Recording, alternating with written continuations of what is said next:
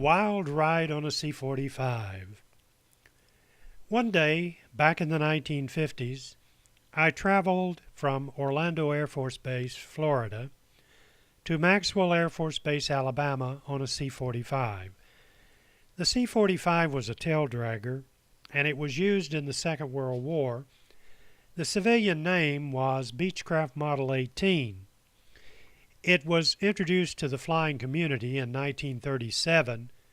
There were other variants of this aircraft, and I don't know the manufacture year on this one we were on, but it had recently been cleaned, and as it was not painted, the aluminum was shiny. The star emblem and Air Force markings had been recently repainted also, and the airplane looked like it had just rolled off of the assembly line. The interior was worn and looked like it had received several hours of use, so this was the telltale sign that the newness was only cosmetic on the exterior. On this trip, I did not know the pilot and co-pilot, who both wore the rank of captain. One other passenger, a captain, and myself were the other two on board. The pilots were getting a monthly dose of flying time to collect flight pay, which at the time the United States Air Force maintained some people on flying status that should have been back at the base flying a desk.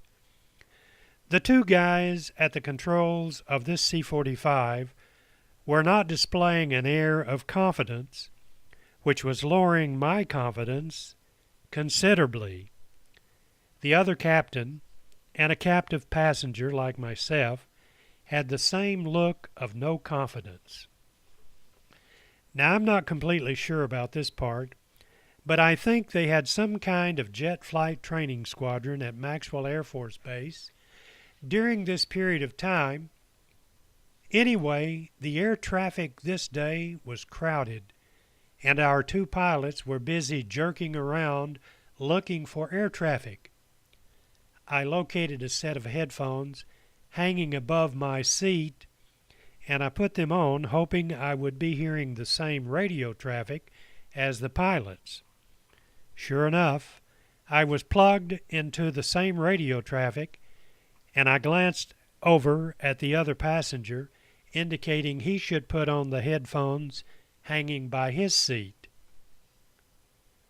We were lined up on the runway to land, and we must have had some crosswind because the pilots were fighting the airplane while looking for other airplanes. Then one of the pilots gave the other a not-so-friendly look and mouthed something, I was reading his lips, like, "Leave me alone, I've got this thing under control."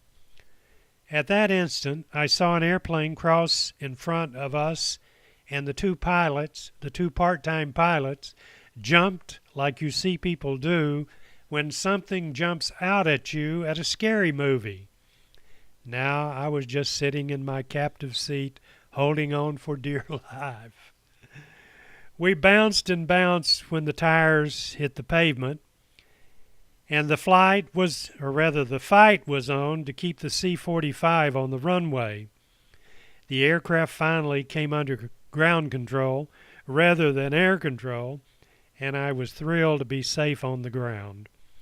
I heard the guy in the control tower trying to tell us where to park without laughing, but I heard lots of background laughter coming from other people through the headphones that I wore.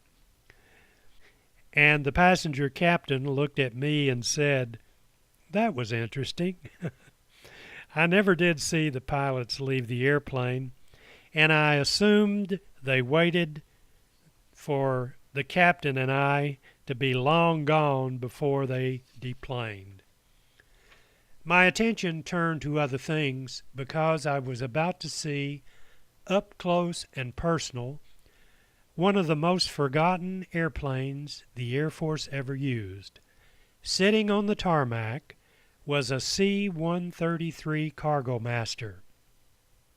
They have one on display at the Air Force Museum at Wright-Patterson Air Force Base, Dayton, Ohio.